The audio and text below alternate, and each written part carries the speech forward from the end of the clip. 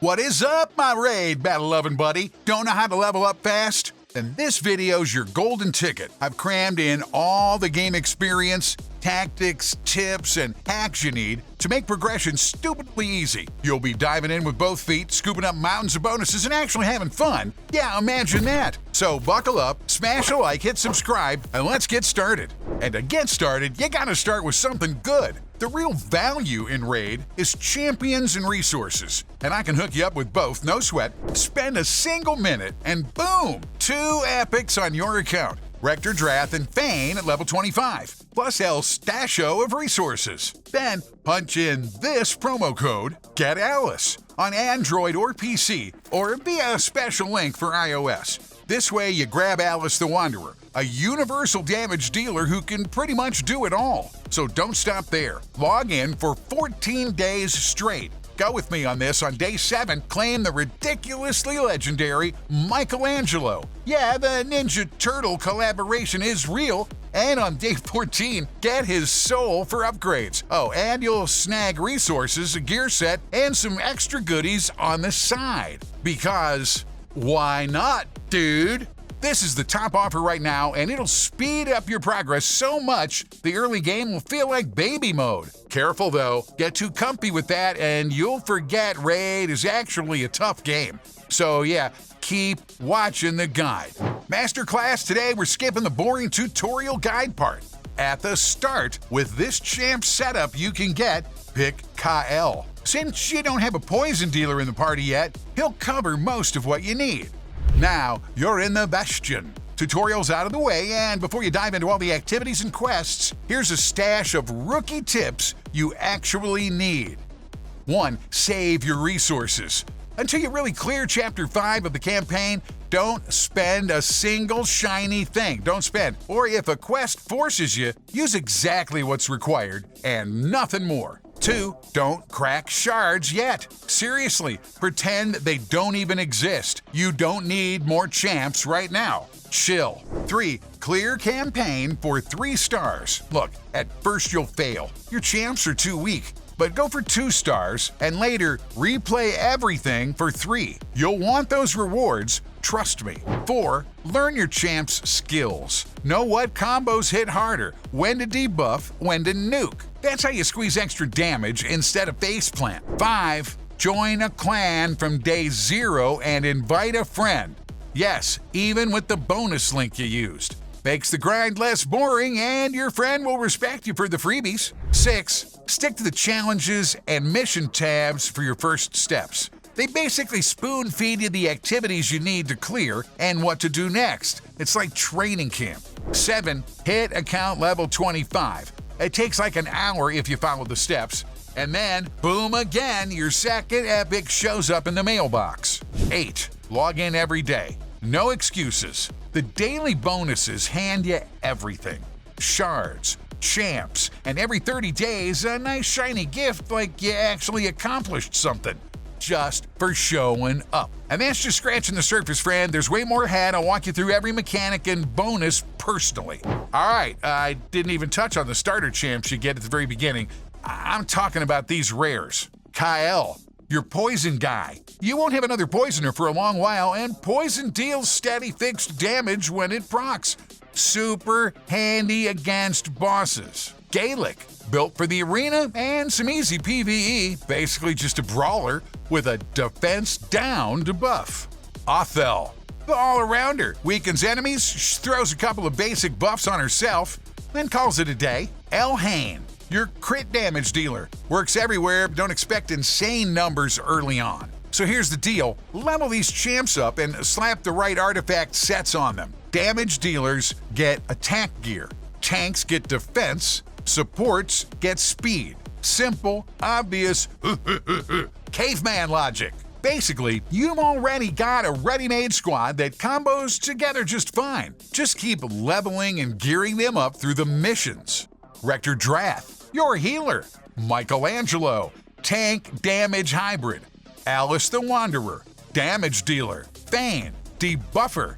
Kyle, poison damage dealer. Easy start, you're locked and loaded. Let's talk about quick leveling principles. Look, here's how it works. Account level. The fastest way up is grinding daily quests and activities.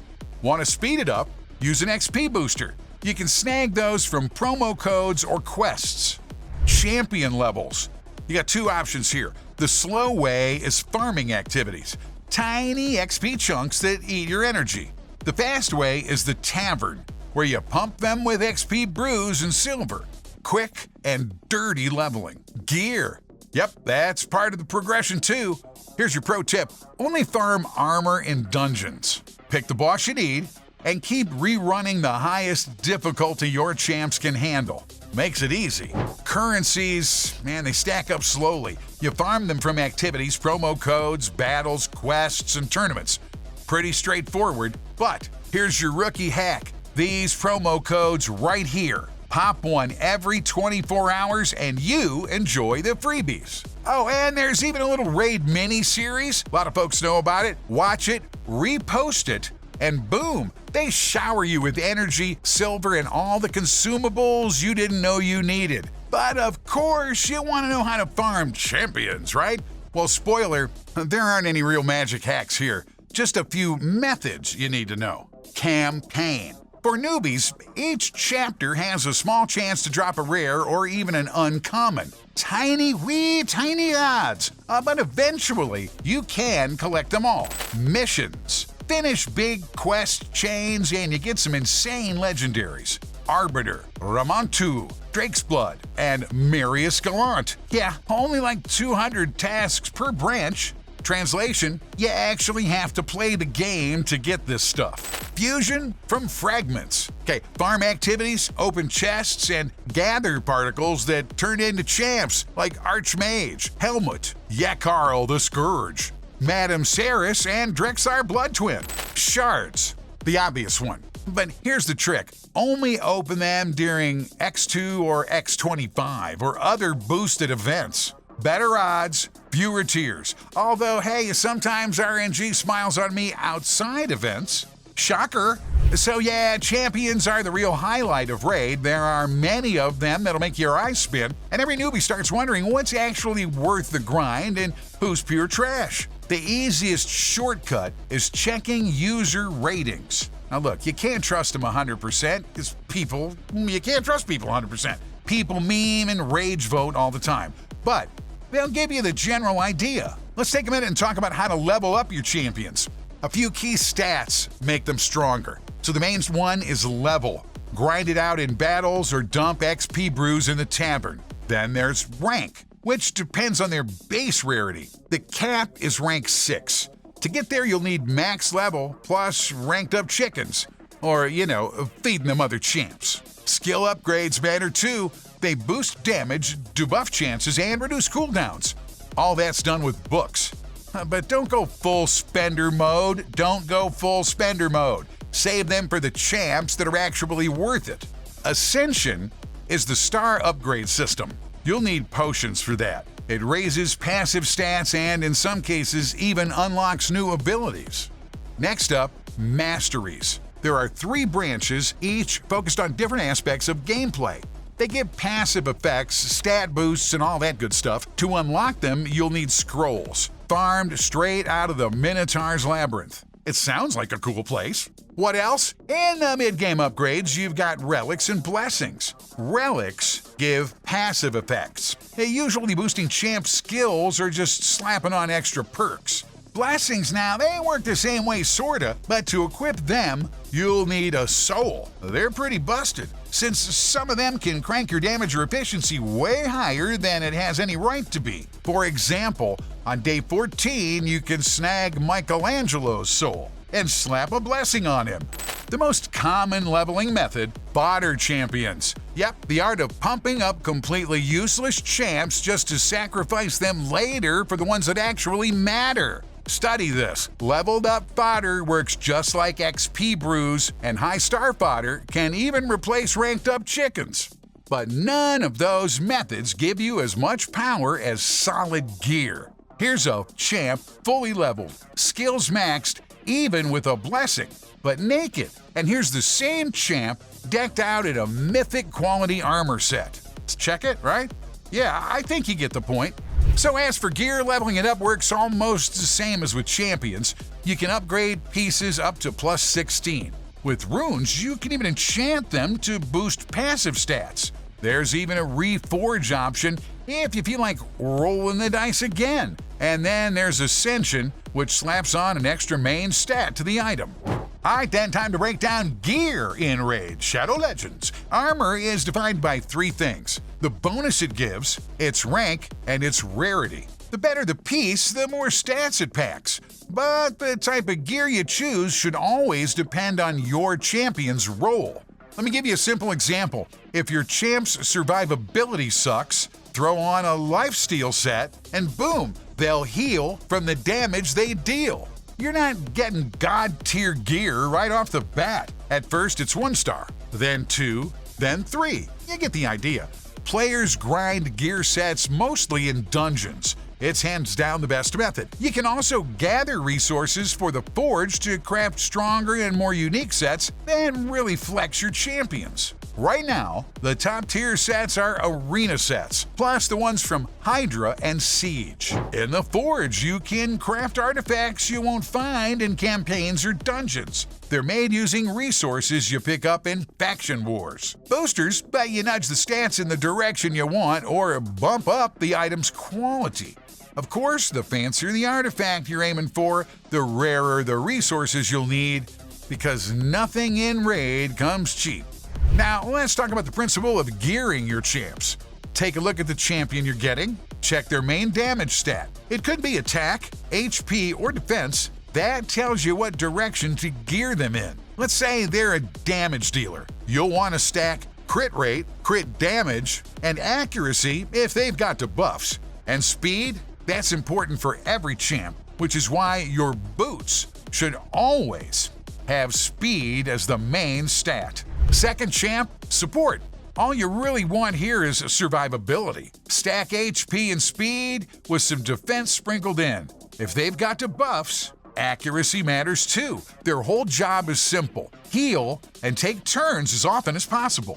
Third champ, debuffer. You gear them almost like a damage dealer, except accuracy becomes a priority so their buffs actually stick and keep enemies permanently weakened. Hey, if you're actually enjoying this guide for Raid Shadow Legends, subscribe, drop a like. Best way to say thanks for all this hard work. Besides mailing me actual cash, share the page with a buddy.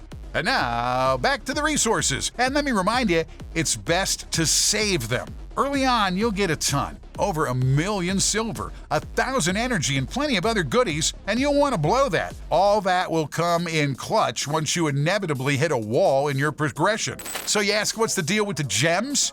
They're the second most important resource in Raid. Sadly, you can't buy shards with them. But there's a whole shop full of junk you absolutely should not waste them on. There are only 2 smart investments. First, the mine. That's where your first gems should go, since it cranks out 15 gems a day, little like buying a money printer. Second, masteries. More specifically, buying all the scrolls for 800 gems and unlocking them whenever you want. Everyone good does it. Silver is the most used currency in the game. You'll need it for upgrading gear, leveling champs, basically for everything. Fun fact, back in the day, even removing gear cost silver, which was an absolute pain for everybody's wallet. But in a recent update, they finally made it free, and yeah, players actually cheered for once. Shards. Here's how to farm shards for summons. Shop, the easiest option. You get free commons and rares here, dungeons and campaign. Small chance to drop rares and commons, nothing crazy, but it happens. Promo codes, super rare. But yeah, sometimes shards sneak in, you just gotta pay attention. Clan boss and arena chests. Multiple ways here with a chance for shards as drops. Fifth method, and really the main one, tournaments and events. Do the requirements, rack up points, hit milestones, and shards are basically in your pocket. The catch, there's always a catch. The catch, it burns through your resources like crazy. Sixth method, login rewards. Check the calendar and count how many shards you get over 270 days. Or let me do the math for you. 19 rare, 11 epic, 3 sacred. And hey yo, that's not the end. They keep trickling in with more shards after that. Opening shards at the start is pointless unless there's a guaranteed event running. Man, that is the law. When the portal's got a guarantee, you can land a legendary, but only after burning through a set number of shards. That's just how Raid works. 0 effort equals 0 rewards. At the very least, you gotta log in every day. There are also summon events with boosted rates, from 5 to up to 25, and the devs once teased a possible 50 times. The idea is simple. You pick which champ you're hunting from shards, then pop them open. If a legendary or epic drops, your odds of getting the one you picked skyrocket. And then there's the bonus legendary event. Pull a legendary, and the game randomly tosses you a second one as a gift. That's how I ended up with these two pretty solid champs. Quick rundown of what you can do in the Bastion and why the buildings matter. Portal, used for summons, fragments, and champion fusions. Fusions, you say? Well, fusions are reoccurring events where you grind tournaments, farm, fragments, and mash shards together to build champs. Sometimes you get an absolute beast, sometimes it's pure trash. The mine, as mentioned earlier, is for farming gems. The market is where you buy random stuff, gear, shards, whatever pops up. No sacred shards here, of course, but hey, at least you can grab a piece of armor or two. The forge, used to craft gear with resources you scrape together from all over the place. You can even toss in boosters to up your chances of getting the exact set piece you're desperate for. The Great Hall upgrades passive stats across every activity, giving you that extra edge against bosses. The Guardian Ring, a pretty questionable feature in my opinion. Most players use it for champion training, since the silver-based upgrades aren't really worth it. The Tavern, party on dude! Obvious enough, that's where you level up everything. The Altar of Souls. Great name, works with special shards to drop souls with different star levels. Feed a soul to a champion, and you pick an extra special effect. Plenty of juicy options here. Alright, let's check out the activities. There are plenty, and you'll need to know what's what. Campaign. Quick reminder here, finish every stage with 3 stars. At the bottom, there's a progress bar loaded with rewards, including those shards you're definitely drooling over. You can also farm rares here and level up fodder champs. The harder the chapter, the better the loot. Effort equals reward. The tactics simple. Clear chapters with 2 stars first, then come back later with 2 over-leveled champs and finish them off for 3 stars. Easy loot, easy shards. Dungeons. This is where you basically find everything you'll ever need: gear sets, potions, accessories, and upgrade resources. Keeps drop potions for ascension. Each boss has its own gimmick like shields or heals, so you'll need to counter them. Most of the other dungeons are pure farming spots for sets and accessories. And then there's the Minotaur's Labyrinth, where you grind out mastery scrolls. Hey, important note for me to share, every boss in Raid is unique. Each comes with their own ability set, immunity to certain debuffs, and nasty mechanics. Which means, yep, you'll need to build a variety of champs just to get through them.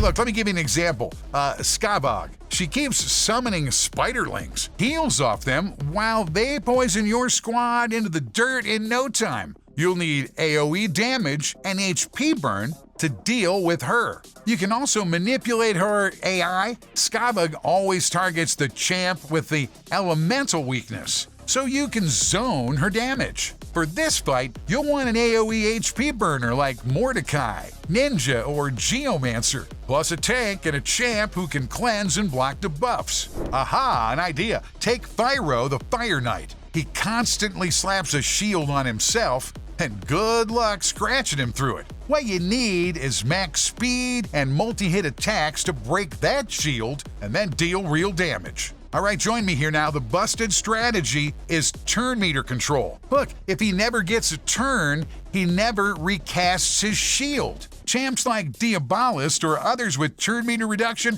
plus multiple hits are essential for this fight. This mode is super profitable to farm. Pretty much every dungeon boss has the super raid function. Pick the highest difficulty you can auto, set your skill priorities, and fire off like 100 runs. Bada boom! Farming on autopilot. Time to grab a coffee while raid grinds. Faction Wars. Basically a set of crypts for each faction. You can only fight using champs from that specific faction, and rewards are runes plus other key upgrade resources. There's also a progress bar, and if you fully clear all the crypts perfectly, you score a shiny legendary as the grand prize. That's big. Arena. There are 3 modes: Classic, the offline style, Tag Team, and Live Arena. Classic Arena, pick weaker opponents for easy wins. If you're feeling cocky, go for equal or stronger teams. To win, you'll need champs that control enemies. Stuns, turn meter cuts, fears, debuffs, plus at least one heavy hitter to one-shot the weaken. Each win boosts your rating, and once you hit milestones, you climb leagues. Higher league equals better chest of goodies. Tag Team Arena. Here, you need way more champions, 3 full squads. Battles run in rounds, with your team swapping each round. For newbies, this one's rough since you won't have enough built champs. Still has a rating system, and the special currency here can buy you some decent stuff. Live Arena unlocks at level 50, but honestly, it's pointless for newbies. Matchmaking is still a hot mess. First, you draft your champs, then comes the actual fight, which requires you to know both your team and the enemies inside out. The balance pretty questionable, and here's why. The devs assume that by level 50, every player magically has a full set of 8 legendaries: Controller, Support, Nuker, Tank Speed Booster. Reality check, most players don't even come close by then, which makes winning a freaking nightmare. Clan bosses unlock once you join a clan. Right now there are 3: Demon Lord, Hydra, and the new guy, Chimera. The goal? Survive as long as possible and dish out as much damage as you can. The more you hit, the better the loot chests. Each boss has his own mechanics, so you'll need specific strategies and counters. Demon Lord is the easiest, Chimera's the middle guy, and Hydra's pure nightmare fuel.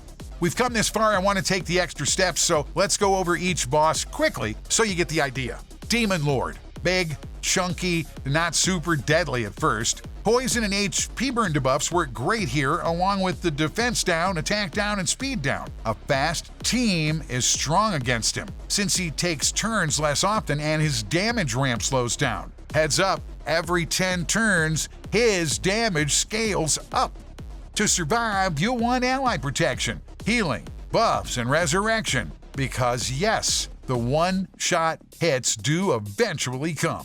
Talking Hydra, toughest boss out there. To beat her effectively, you'll need heavy-duty skills like block buffs, HP burn, AoE attack defense down, speed down, and leech to heal off your hits.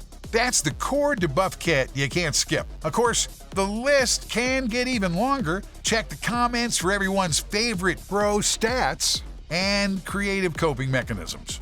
When it comes to buffs, you'll need a ton. We're talking defense up, attack up, strengthen, veil and shield, speed buffs, regen, counterattack, revive, block debuffs, man, the whole shopping list. To really enjoy the game, you gotta build your team smart. What does that mean? It means a champ with mass revive, a champ who boosts ally speed, and champs packing the right mix of buffs and debuffs I mentioned earlier. Basically, if your revive champ doesn't also bring some extra buffs or debuffs to the table, you're doing it wrong.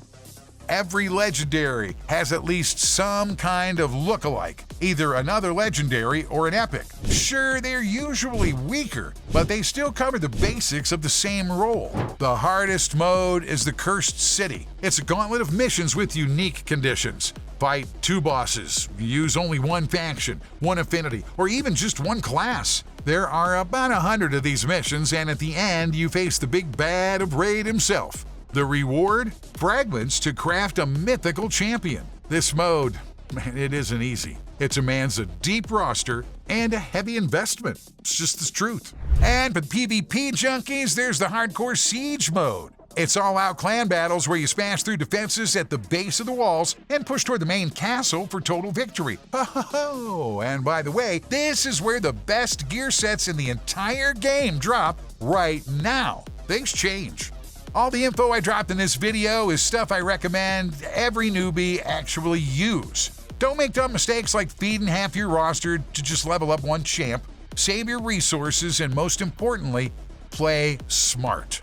I'm hoping after watching this guide you've actually learned something. If not, watch the damn thing again. Drop a comment and I'll explain it step by step if you need it, because Raid doesn't forgive players who can't think past auto battle. And just as an experiment, I leveled up an account using this guide, and here's what I ended up with. Tons of resources, solid champs to breeze through the early game, and honestly no big issues heading in mid-game. What drops from shards and how progression goes after that? Well, that's partly luck, but mostly effort. Remember, the link with the epics and legendaries is in the description. Click it to grab a seriously stacked newbie bonus pack. And again, I ask, hit subscribe, click all, share the page with a friend, smash that like. And also, hey, here's a couple more videos I recommend checking out. See you in the next one, and good luck.